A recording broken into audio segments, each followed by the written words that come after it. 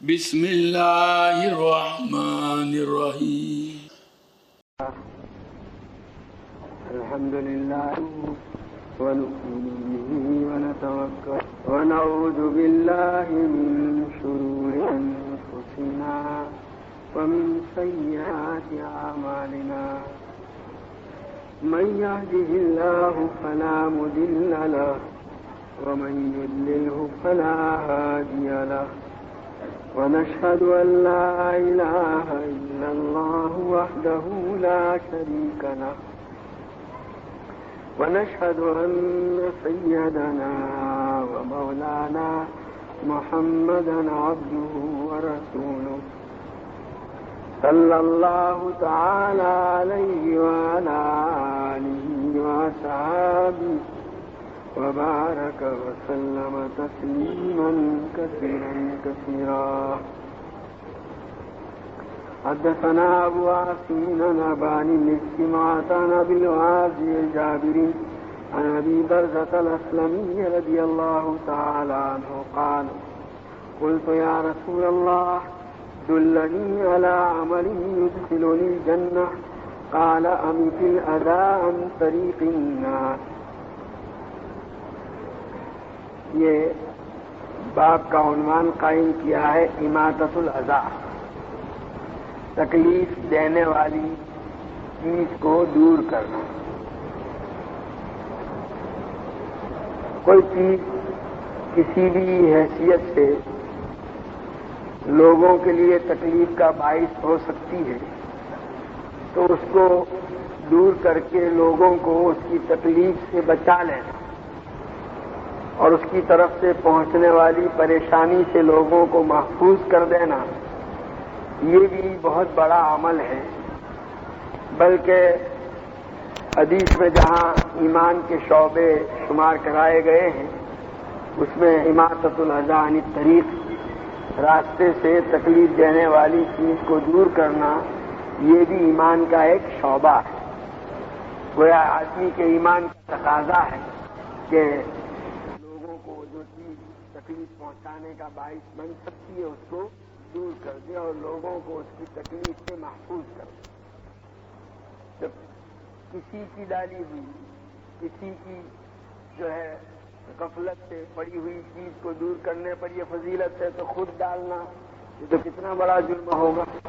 اس لیے اپنے آپ کو ایسی تمام شکلوں جس سے لوگوں کو تکلیف پہنچ سکتی ہے بچانا انتہائی ضروری ہے. اب یہ آج کل پارکنگ کا مسئلہ ہے، سب سے بڑا مسئلہ ہر جگہ یہیں کی.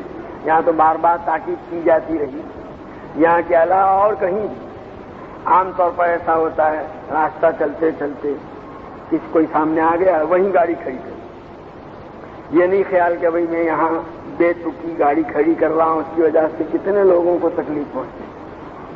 یہ کتنا بڑا گناہ ہوگا اندازہ لگائیں. اسی طرح ایسی جگہ پر جہاں گاڑی کھڑی کرنے کی وجہ سے لوگوں کو ادنا تکلیف پہنچ سکتی ہے وہ اسی میں داخل ہے. اس لیے اس کا بڑا اہتمام چاہیے. اور ایسی جگہیں جہاں گاڑی کھڑی کرنے کی وجہ سے لوگوں میں دشواری، لوگوں کے لیے دشواری، تکلیف پیدا ہو سکتی ہے، اپنے آپ کو بچانے کا اہتمام کیا جائے. راستے میں وقتی طور پر 2 منٹ کے لیے بھی کسی کا کام ہو تو آپ گاڑی کو کنارے پر کر لیجئے تاکہ آنے جانے والوں کا راستہ نہ رکے. اسی طرح اور چیزیں سب اسی میں داخل ہیں. یہاں حضرت ابو برزہ اسلمی رضی اللہ تعالیٰ عنہ کی روایت پیش کی ہے. فرماتے ہیں کہ میں نے عرض کیا کہ اللہ کے رسول مجھے ایسا عمل بتلا دیجئے جو مجھے جنت میں داخل کرے. اب اندازہ لگائیں کہ جنت میں داخل کرنے والا عمل کتنا بڑا عمل ہے. تو کوئی یوں سوچ سکتا تھا کہ اس کے جواب میں حضور اکرم صلی اللہ تعالیٰ علیہ وسلم کوئی ایسی بہت مشقت اور مجاہدے والی کوئی چیز، مجاہدے والا کوئی عمل بتلائیں گے. یہاں جواب میں نبی کریم صلی اللہ تعالیٰ علیہ وسلم ارشاد فرماتے ہیں امیت الاذی عن طریق الناس، لوگوں کی گزرگاہ اور لوگوں کے راستے پر جو تکلیف دینے والی چیز ہے اس کو دور کر دو. ڈھیلا پڑا ہے، اس سے آپ کو یہ اندازہ ہے کہ بھئی آنے جانے والوں کو تکلیف ہوگی، کانٹے پڑے ہوئے ہیں، اور کوئی ایسی چیز ہے جس سے لوگوں کو تکلیف پہنچ سکتی ہے؟ اپنے مکان کے آگے پانی ڈالنا جس کی وجہ سے آنے جانے والوں کو دشواری ہو، تکلیف ہو، ان کے پھسلنے کا اندیشہ ہو، وہ بھی اسی وجہ سے۔ ان ساری شکلوں سے اپنے آپ کو بچانا ضروری ہے۔ ایک بنیادی اصولی اور کلیہ کے طور پر نبی کریم صلی اللہ تعالیٰ علیہ وسلم نے ایک بات بتلا دی کہ ہر تکلیف دینے والی چیز کو ہٹانا، یہ گویا جنت میں لے جانے والا عمل ہے۔ کتنا سستا سودا ہے۔ نبی کریم صلی اللہ تعالیٰ علیہ وسلم نے ایسے چھوٹے چھوٹے اعمال پر اتنے بڑی بڑی بشارتیں سنائی۔ حدثنا موسیٰ قال حدثنا وہیب عن سہیل عن ابیہ عن ابی ہریرہ رضی اللہ تعالی عنہ عن النبی صلی اللہ علیہ وسلم قال مر رجل بشوک فی الطریق فقال لو میتن هذا الشوک لا يضر رجلا مسلما فغفر له۔ یہ حضرت ابو ہریرہ رضی اللہ تعالیٰ عنہ کی روایت ہے۔ فرماتے ہیں کہ نبی کریم صلی اللہ تعالیٰ علیہ وسلم نے ارشاد فرمایا کہ ایک مرتبہ ایک آدمی جا رہا تھا اور اس نے راستے میں کانٹا پڑا ہوا دیکھا، تو اس نے اپنے جی میں کہا لو میتن هذا الشوک لا يضر رجلا مسلما، کہ میں اس کانٹے کو ہٹا لیتا ہوں تاکہ کسی مسلمان کو تکلیف نہ پہنچائے۔ اور یہ کہہ کر اپنے جی میں یہ سوچ کر اس نے اس کانٹے کو وہاں سے ہٹا دیا۔ فغفر له، اللہ تبارک و تعالیٰ کی طرف سے اس کو مغفرت کر دی۔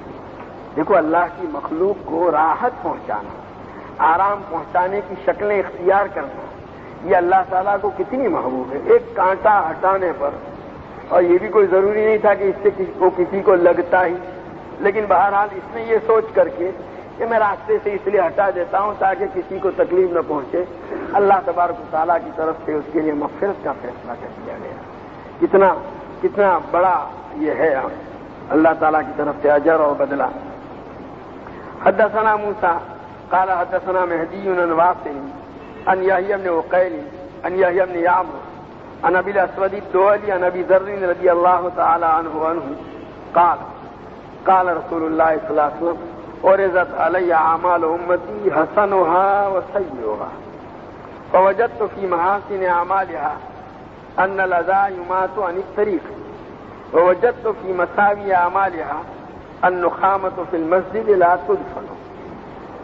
یہ حضرت ابو ذر غفاری رضی اللہ تعالی عنہ کی روایت ہے۔ فرماتے ہیں کہ نبی کریم صلی اللہ تعالیٰ علیہ وسلم نے ارشاد فرمایا کہ اللہ تعالیٰ کی طرف سے میری امت کے اچھے اور برے سارے اعمال میرے سامنے پیش کیے گئے، یعنی میری امت جو اچھے اعمال کرتی ہے وہ بھی اور جو برے اعمال کرتی ہے وہ بھی، گویا نبی کریم صلی اللہ تعالیٰ علیہ وسلم کو سب بتلایا گیا۔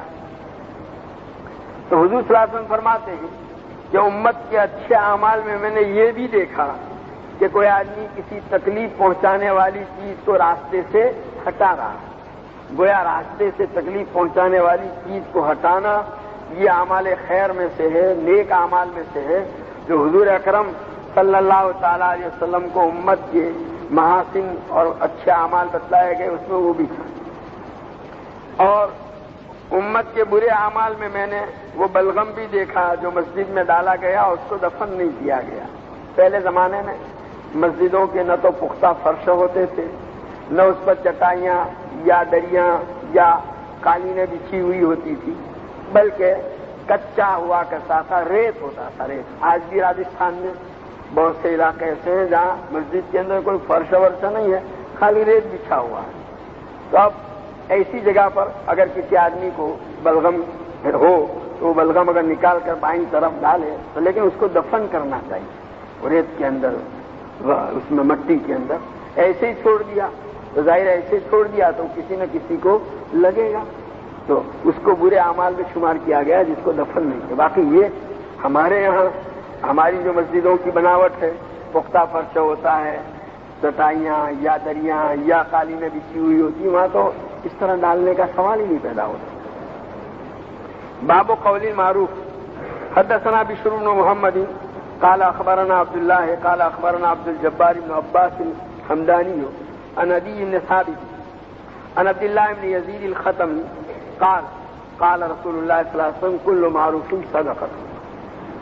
اب یہاں یہ بتلانا چاہتے ہیں ہر نیکی کا کام اپنے اندر صدقے کا ثواب رکھتا ہے.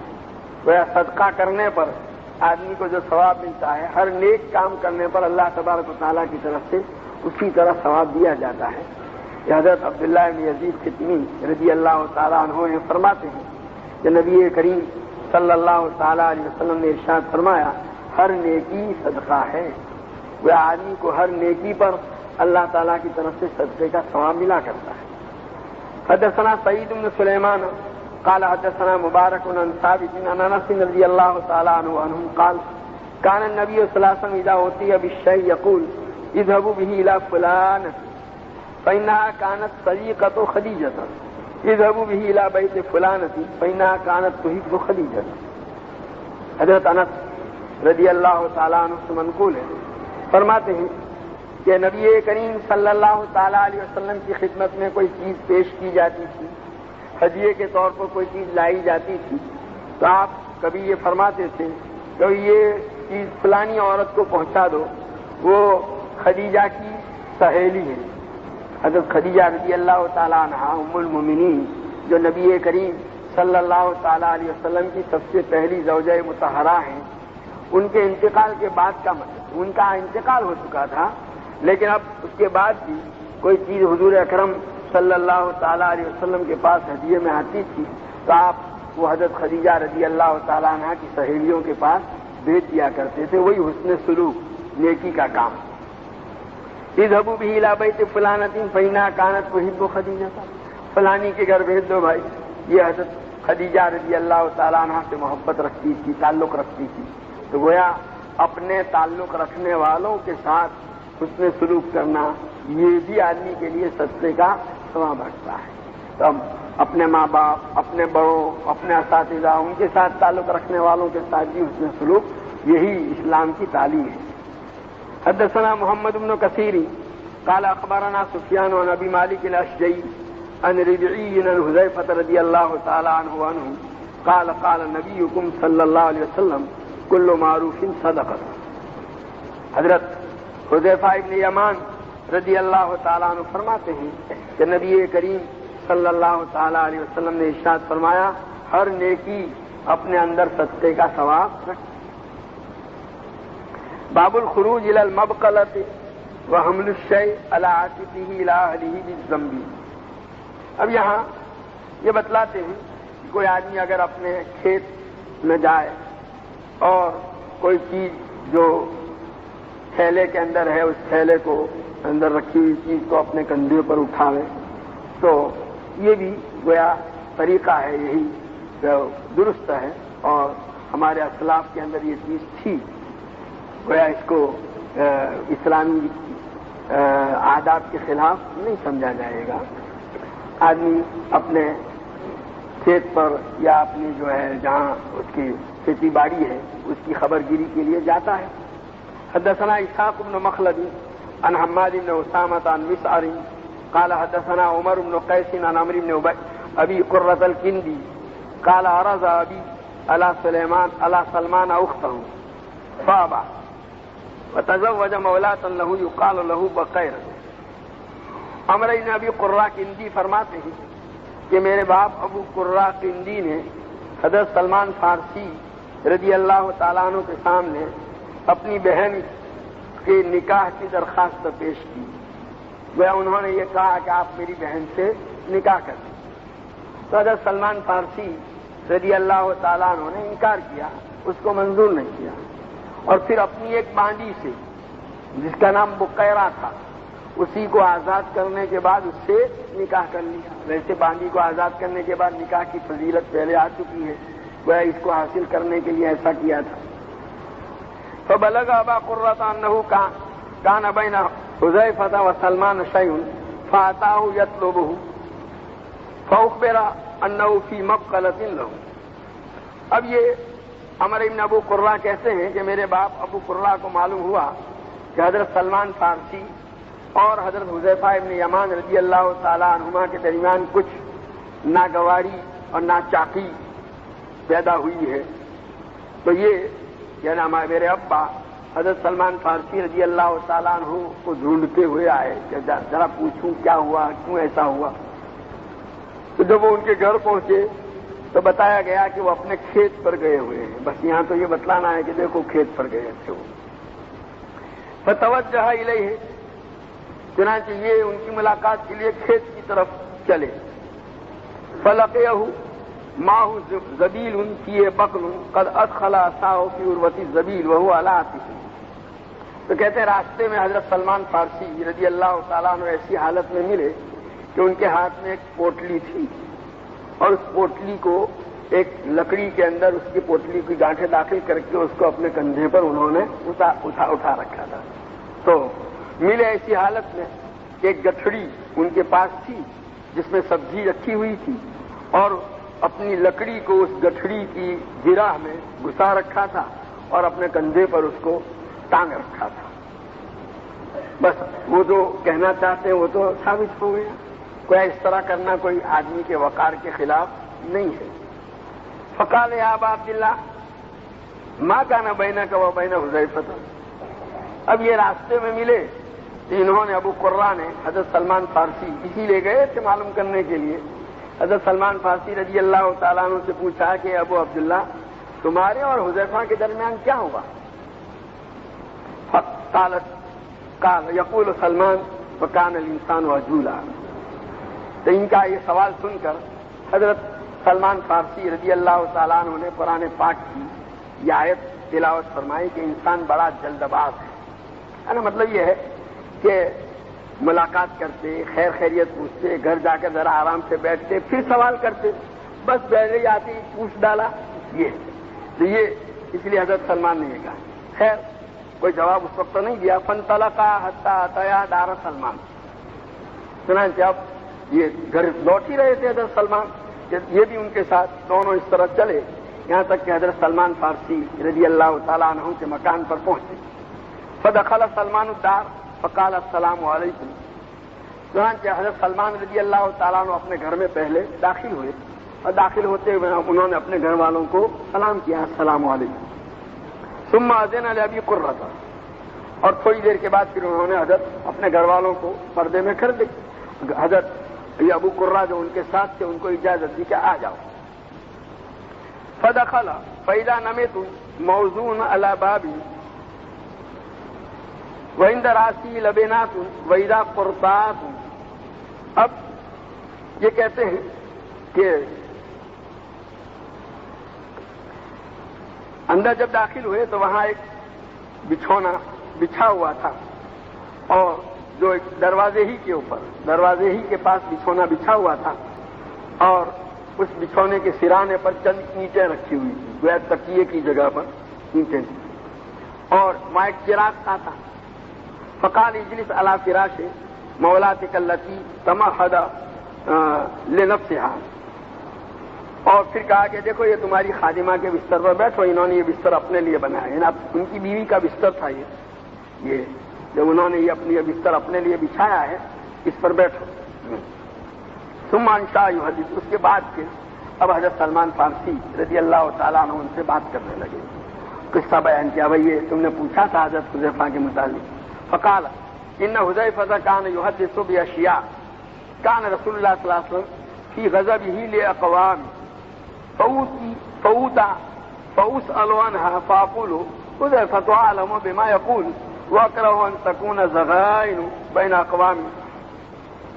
اب حضرت سلمان فارسی نے ان سے جب یہ سوال کیا گیا تھا اس کا جواب دے رہے ہیں کہ بھائی حضرت حذیفہ رضی اللہ تعالیٰ عنہ کے ساتھ جو میری ناگواری ہوئی اس کی وجہ یہ ہے کہ حضرت حذیفہ رضی اللہ تعالیٰ عنہ لوگوں کے سامنے ایسی چیزیں بیان کرتے ہیں جو نبی کریم صلی اللہ تعالیٰ علیہ وسلم نے بعض لوگوں کے متعلق ناراضگی کی حالت میں ارشاد فرمائی.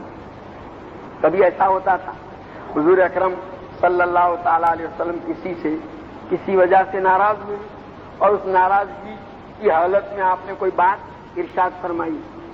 اب ظاہر ہے ناراضگی کی حالت میں جو بات ارشاد فرمائی گئی ہوگی وہ تو اسی نوع کی ہوگی ناراضگی کو ظاہر کرنے والی. تو اب کہتے ہیں ایسی کسی سے ناراضگی کی بنیاد پر جو بات آپ نے فرمائی تھی ایسی باتیں اب یہ حضور صلی اللہ علیہ وسلم تو دنیا سے تشریف لے گئے، اب ان باتوں کو فلانے قبیلے والے یوں ہیں فلانے یوں ہیں وہ نقل کرتے ہیں۔ اب کہتے ہیں کہ جب یہ اس طرح کی باتیں لوگوں کے سامنے پیش کرتے ہیں فوتا فوسل عنہا، اب لوگ میرے پاس آتے ہیں اور آ کر کے مجھ سے پوچھتے ہیں کہ حذیفہ نے تو یوں باتیں کہی کہ حضور صلی اللہ علیہ وسلم نے یوں فرمایا تھا فلانے کے متعلق، تو اس کے جواب میں میں یوں کہتا حذیفہ تو عالم بما یقول، حذیفہ جانے جو کہتے ہیں وہ، یعنی ان کی بات کی میں تائید نہیں کرتا تھا، میں یوں کہتا تھا وہ جو کہہ رہے ہیں وہ ان کو اچھی طرح معلوم ہے جو وہ کہہ رہے ہیں ان کو پتا ہے۔ واقر ہو یقون ذغائن بین اقوامی، اور میں اس کی تصدیق اس لیے نہیں کرتا تھا کہ اس طرح کی باتوں سے لوگوں کے دینوں میں کینے پیدا ہوتے ہیں۔ کوئی بات کسی کے متعلق کہی گئی، ایسا بڑے آدمی کی زبان سے بھی کبھی کوئی بات ناراضگی کی حالت میں کسی کے متعلق نکلی ہو تو اس کا یہ ہے کہ اس کے سامنے اس کو پیش نہ کیا جائے، بیان نہ کیا جائے، یہ چیزیں لوگوں میں جو ہے کینہ اور دشمناوٹیں پیدا کرتی ہیں۔ تو کہتے میں اس بات کو ناپسند کرتا تھا کہ لوگوں کے درمیان میں آپس میں کینے پیدا ہوں۔ اب فوتے حذیفہ تو اب لوگ آ کے مجھ سے کہ میں تو یہ کہتا حذیفہ جانے بھائی یوں کہتا تھا، اب یہی پوچھنے والے وہاں جاتے تھے، لوگوں کی تو عادت تھی ادھر سے ادھر لگانے کی، چنانچہ حضرت حذیفہ کے پاس جب وہی لوگ جاتے تھے فقیل له ان سلمان لا يصدقك ولا يكذبك بما تقول، اور لوگ کہنے والے میں سے کہتے سلمان آپ جو باتیں نقل کرتے ہیں سلمان نہ اس کی تصدیق کرتے ہیں نہ تکذیب کرتے ہیں، یعنی نہ تو اس کی تائید کرتے ہیں نہ اس کا انکار کرتے ہیں، خاموش رہتے ہیں، بلکہ یوں کہتے ہیں حذیفہ جانے۔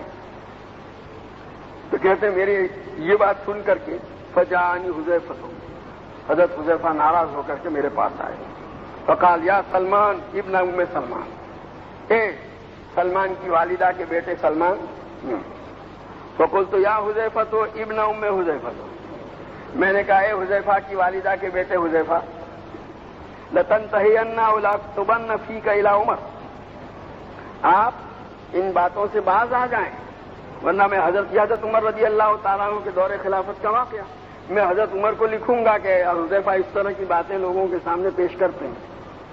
فلما خوفتہ بعمر ترکنی، کہ میں نے حضرت عمر کا جب نام لیا نا تو چلے گئے، تو مجھے چھوڑ دیا، حضرت عمر کے نام لے کر جو میں نے ان کو ڈرایا تھا۔ وقت قال رسول اللہ صلی اللہ علیہ وسلم، اب آگے حضرت سلمان فارسی رضی اللہ تعالیٰ عنہ فرماتے ہیں کہ میں نے نبی کریم صلی اللہ علیہ وسلم کو فرماتے ہوئے سنا، حضور نے فرمایا من ولد آدم آنا، کہ اللہ میں بھی حضرت آدم کی اولاد میں ہوں، یعنی میں انسان ہوں۔ فَأَيُّمَا عَبْدٍ مِّنْ أُمَّتِي لَعَنْتُهُ لَعْنَةً أَوْ سَبَبْتُهُ سَبَّةً، کہ میری امت میں سے کسی کو اگر میں نے لعنت ملامت کی یا کوئی برا بھلا کہا فی غیر کنہ بلا وجہ، ناحق طریقے سے، فجعلها علیہ صلاۃ، کہ اللہ میرے اس لعنت ملامت کو اس کے حق میں دعا بنا دیجیے۔ یہ تو حضور صلی اللہ علیہ وسلم انما انا بشر فیما مومن آذیتہ او شتمتہ او جلدتہ فجعلها له صلاۃ وزکاۃ وقربۃ تقربہ بہا الیہ، کہ میں انما کیا بنا میں دعا کی حضور صلی اللہ علیہ وسلم کی کہ اللہ میں ایک انسان ہوں، فیما مومن آذیتہ، کسی مومن کو میں نے کوئی تکلیف پہنچائی، او شتمتہ یا اس کو برا بھلا کہا، او جلدتہ یا اس کو کبھی مار دیا غصے میں، فجعلها له صلاۃ وزکاۃ وقربۃ تقربہ بہا الیہ، تو میرے اس سلوک کو اس کے حق میں رحمت اور جو ہے اس کے گناہوں کی معافی اور تیرے قربہ اور نزدیکی کا ذریعہ بنا دے۔ گویا اپنے اس سلوک پر بھی حضور اللہ سے دعا کرتے ہیں تاکہ یہ چیز اس مومن کے حق میں خیر کا ذریعہ بن جائے۔ تو حضرت سلمان فارسی رضی اللہ تعالیٰ عنہ کا اس دعا کی نقل کرنے کا مقصد یہ تھا کہ جب خود حضور اکرم صلی اللہ علیہ وسلم یہ دعا فرما رہے ہیں تو پھر اب اگر آپ کی ناراضگی کی حالت میں کوئی بات کسی کے متعلق نکل گئی ہے تو اس کو نقل کرنے کا کیا مطلب؟ حدثنا ابن ابی شیبہ قال حدثنا یحییٰ بن عیسیٰ عن الاعمش عن حبیب بن سعید بن جبیر عن ابن عباس رضی اللہ تعالی عنہما وعنہ قال قال عمر رضی اللہ تعالی عنہ اخرجوا بنا الى ارض قومنا۔ حضرت ابن عباس رضی اللہ تعالی عنہما نقل کرتے ہیں کہ حضرت عمر رضی اللہ تعالیٰ عنہ نے ایک مرتبہ فرمایا کہ چلو ہماری جائیداد زمین کی طرف جائیں، یہاں چونکہ یہ کھیت جانے کی بات چل رہی تھی تو گویا ہماری جہاں ہمارے باغات زمینیں ہیں وہاں ہم چلتے ہیں. تو اس حضرت عمر نکلے ایک مرتبہ پورا قافلہ لے کر. فخرجنا، ہم سب پورا مجمع گیا وہاں. بس یہاں تو وہ کھیت جانے کو، تو مطلب یہ ہے کہ کوئی آدمی اس طرح جاتا ہے اپنے کھیت کو، چاہے اس کی حالت معلوم کرنے کے لیے یا ایسے ہی، کوئی حرج کی بات نہیں. فکنت انا وابی بن کعب فی مؤخر الناس. تو حضرت عبداللہ ابن عباس رضی اللہ تعالیٰ عنہ فرماتے ہیں کہ میں اور حضرت ابی بن کعب پیچھے تھے. یہ سب لوگ جو جا رہے تھے، مجمع تھا، وہ حضرت عمر اور یہ حضرات آگے تھے، ہم بالکل پیچھے تھے. فحاجت صحابت، اب چل رہے ہیں جا رہے ہیں، اس میں بھی ایک بادل اٹھا. جب بادل اٹھتا ہے تو دیکھ کر اندازہ ہوتا ہے کہ اب وہ برسے گا. اب کوئی کسی آدمی نے اس سے حفاظت کیا لیا، انتظام نہ کیا ہو، تو اس کے دل میں یہ خیال آتا ہے کہ ذرا ابھی رکے تو اچھا. فقال ابی اللہم اصرف عنا عذاب. تو حضرت ابی رضی اللہ تعالیٰ نے دعا کی، اللہ اس بادل سے پہنچنے والی تکلیف سے ہم کو بچا لیجیے، اس تکلیف سے بچا لینا. تو گویا اس بادل ان کے اوپر تو وہ برسا نہیں. فلحقناہم وقد ابتلت رحالہم. اب یہ لوگ جو آگے گئے تھے کہتے ہیں جب ہم بعد میں وہاں پہنچے تو دیکھا کہ ان سب کے کجاوے بھیگ چکے تھے، مطلب ہے کہ وہ پانی وہاں برسا تھا ان پر. فقالوا ما اصابکم الذی اصابنا. اب ہم کو جب انہوں نے دیکھا کہ ہم کو تو ہمارے تو کپڑے بھی سوکھے ہیں، ہمارا سامان بھی گیلا نہیں ہوا، تو انہوں نے ہم سے پوچھا کہ بھئی ہم کو بارش لگی تم کو نہیں لگی؟ قلت انہ دعا اللہ عز وجل ان یصرف عنا عذاب. حضرت عبداللہ بن عباس رضی اللہ تعالیٰ عنہ کہتے ہیں میں نے بتلایا کہ یہ حضرت ابی نے دعا کی تھی کہ اللہ اس کی جو ہے تکلیف ہم کو بچا لیجیے، تو اس لیے ہم کو تو نہیں. فقال عمر اللہ دعو تم لنا معکم. حضرت عمر نے کہا ہمارے لیے نہیں کرتی دعا، ساتھ میں اکیلے اپنے لیے کی تم نے. باب الخروج الی الضیاع. آدمی کا اپنی جائیداد کہیں کسی جگہ پر کوئی فارم رکھا ہوا ہے، باغ ہے، کوئی ہے، تو وہاں جاتے ہیں. کبھی ایسے جاتے ہیں تو جا سکتے ہیں، کسی کو بتلانا چاہتے ہیں.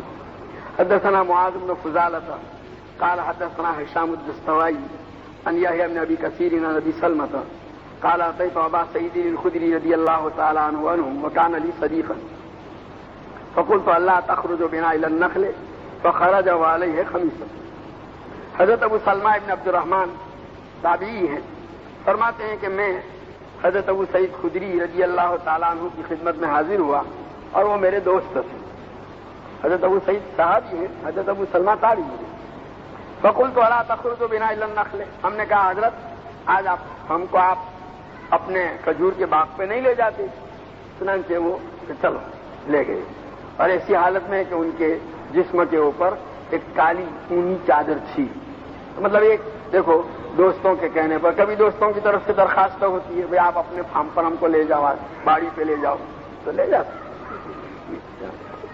حدثنا محمد بن سلام قال اخبرنا محمد بن الفضيل بن غزوان عن مغيرة عن ام موسى قال سمعت علي رضي الله تعالى عنه يقول امر النبي صلى الله عليه وسلم عبد الله بن مسعود ان يصعد شجرة فياتيه منها بشيء.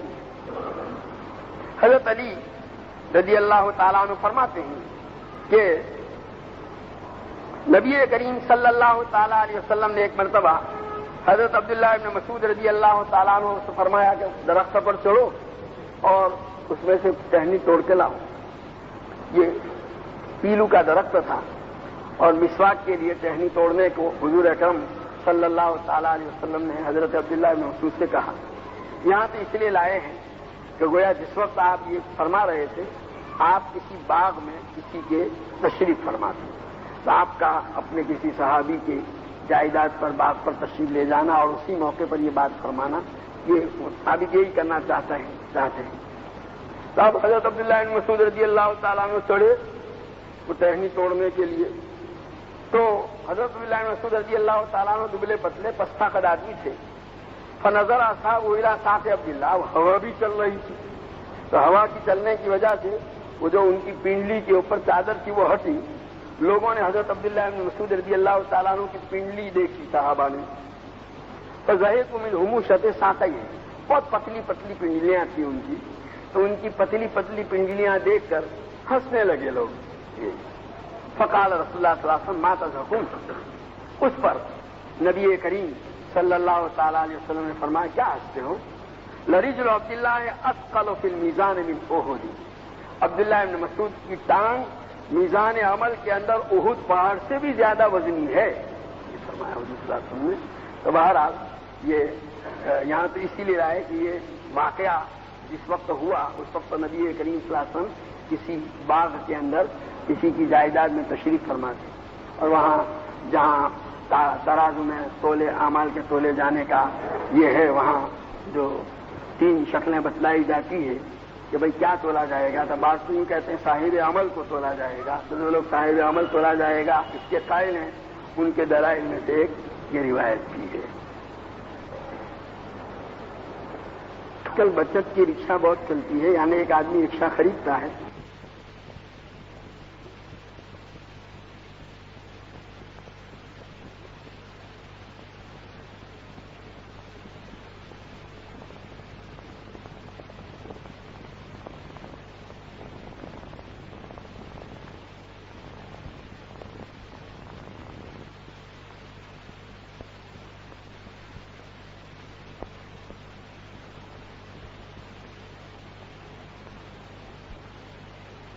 جو ہے سونے چاندی کے علاوہ دوسری چیز کی پہن نہیں سکتی، باقی چوڑیاں وغیرہ ہے وہ کانچ کی ہوتی وہ بھی پہن سکتے ہیں، اور یہ جو رات کی وہ بھی پہن سکتے ہیں۔ واش بیسن میں کھڑے کھڑے اور ادھر پہنی ہو، لیکن بدن کے اوپرے حصے میں کپڑا نہ ہو، یعنی کہ بدن کھلا ہو تو مردوں کا وضو ہو جائے گا، مرد عورت یا بچوں کا جیون۔ تو اب یہ وضو میں کوئی اشکال نہیں، پورا بدن بھی کھلا ہوا ہے، یعنی خالی پائجامہ مثلا واش بیسن کا پوچھا غسل خانے میں ہے اور پورا بدن کھلا ہوا ہے، یعنی برہنہ ہے اور وضو کرے گا تو بھی ہو جائے گا۔ وضو کا ہونا نہ ہونا برہنگی اور کپڑے پہننے سے تعلق رکھنے والی چیز۔